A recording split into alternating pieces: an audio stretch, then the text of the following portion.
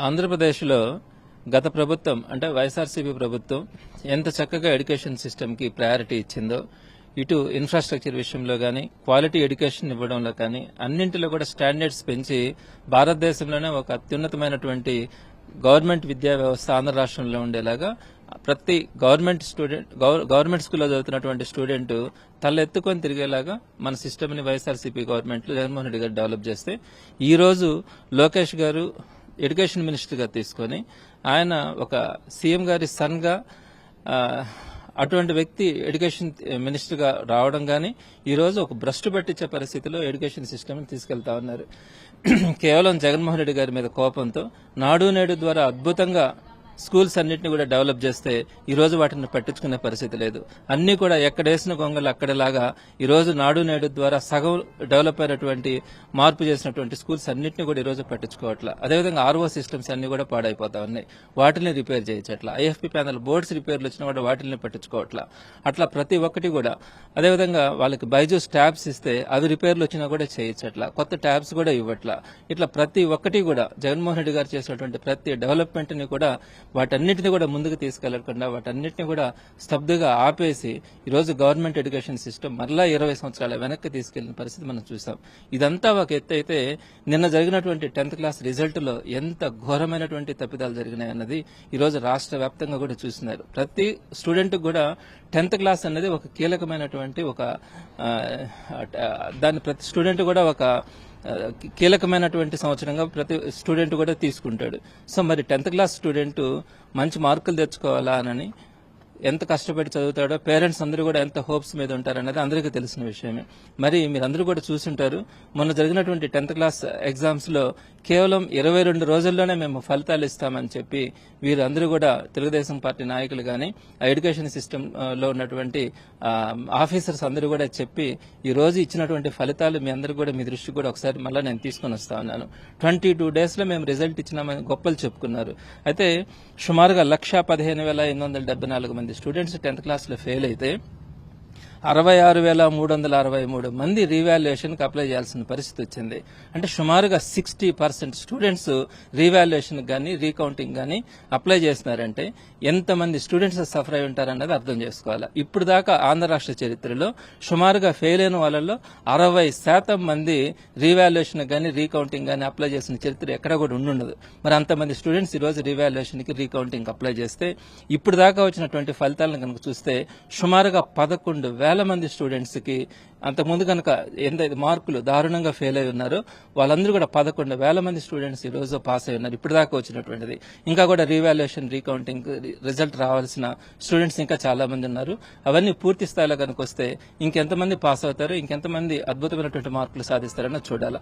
ఇందులో ప్రధానంగా మనం కనుక చూస్తే కడపలో ప్రొద్దుటూరు స్కూల్లో గవర్నమెంట్ స్కూల్కి సంబంధించి గంగశెట్టి మోక్షిత అనే అమ్మాయికి 587 మార్కులు టోటల్ మీద వస్తే ఆ అమ్మాయికి సోషల్లో 21 మార్కులు వేసి ఫెయిల్ చేస్తున్నారు. అంటే ఆ అమ్మాయి 587 స్టూడెంట్ కి సోషల్లో 21 వచ్చినాయి. ఆ అమ్మాయి రీవాల్యుయేషన్ రీకౌంటింగ్ అప్లై చేస్తే ఏకంగా 84 మార్కులు వచ్చినాయి. చూడండి, 84 మార్క్స్ వచ్చినటువంటి స్టూడెంట్ ని 21 మార్క్స్ కి మీరు రెస్ట్రిక్ట్ చేస్తే ఆ అమ్మాయి ఫెయిల్ అయితే 580 స్టూడెంట్ ఫెయిల్ అయితే ఆ అమ్మాయి ఏదైనా చేసుకోవాలంటే ఎవరు బాధ్యత వహిస్తారు? ఒక్కసారి ఆలోచించండి. ఏ విధమైనటువంటి ఇక్కడ వాల్యుయేషన్ లో మీరు తీసుకున్నటువంటి నామ్స్ ఏంటి? అదేవిధంగా నెల్లూరులో తీసుకుంటే మోక్షిత అనే అమ్మాయికి సోషల్ స్టడీస్ లోనే 21 మార్కులు వేసినారు. రీవాల్యుయేషన్ పెడితే 84 మార్కులు వచ్చినాయి అమ్మాయికి.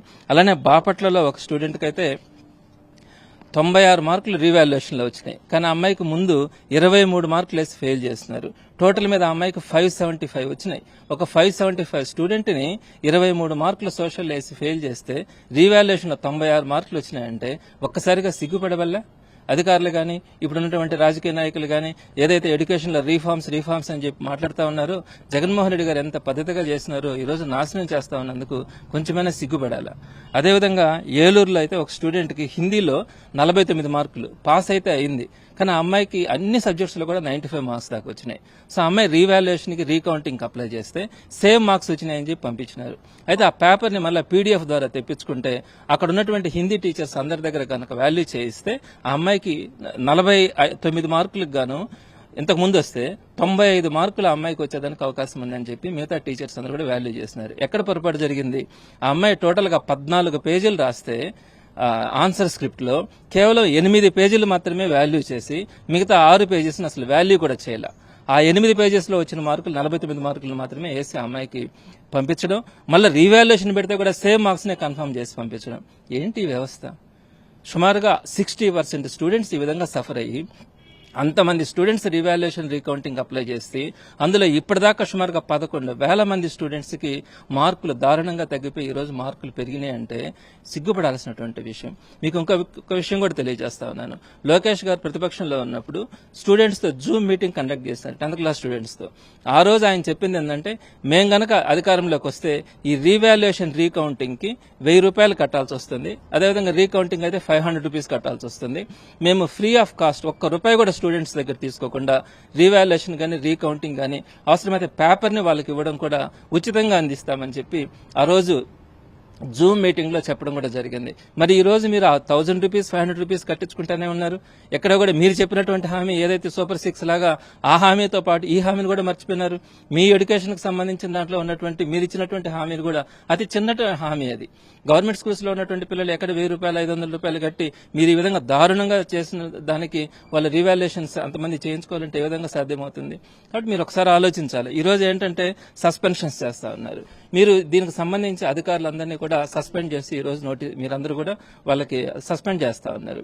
ఇది మీరు చేసిన తప్పులకి మీరు సరైనటువంటి ప్రమాణాలు తీసుకోకుండా స్టూడెంట్స్ గొంతు కోసి ఈ రోజు ఆ టీచర్స్ మీదకి నెట్టేసి ఆ టీచర్స్ ని సస్పెండ్ చేసి మేమేదో దీంట్లో చేయాల్సినంత చేసేసినాం అని చెప్పి మీరు ఈరోజు భావిస్తే ఇది తప్పు. స్టూడెంట్స్ అందరూ కూడా ఈరోజు సఫర్ అవుతా ఉన్నారు. టీచర్స్ అందరూ కూడా మీరు హడావిడి తీసుకున్నటువంటి నిర్ణయాలు కానీ వీటన్నింటి వల్ల ఈరోజు విద్యార్థులు చాలా సఫర్ అవుతా ఉన్నారని చెప్పి తెలియజేస్తా ఉన్నాను.